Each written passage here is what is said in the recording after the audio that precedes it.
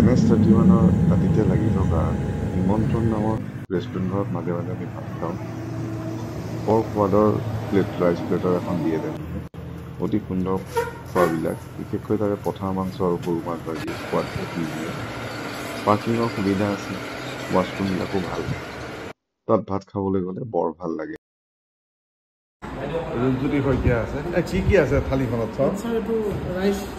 ৰ'বা কোনটো ৰাইচ?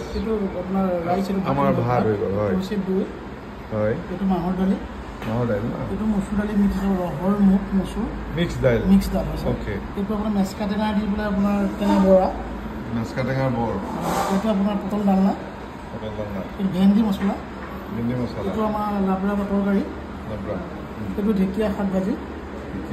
নেমু এইবিলাক আহিলে আপোনাৰ কলডিল আৰু আলু। তিয়ঁহ আহি চালাড আহি। এইপিনে পাপৰ।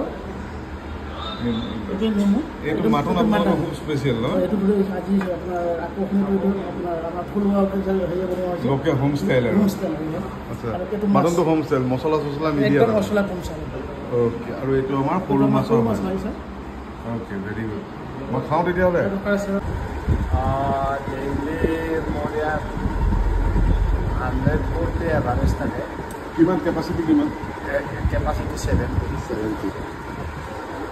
140 মানে খাই আৰু মেইনলি ভাতৰে মানে মেইনলি ভাত আৰু মোৰ ৰেষ্টুৰেণ্ট আইটেমখিনি আছে, বিৰিয়ানী, পোলাও, চাওমিন। পাঠশালাটোতো আউটডোৰ কৰে ক'ৰবাত ইউনিভাৰ্চিটি বা অফিচ এইবিলাকত দিয়ে নহয়?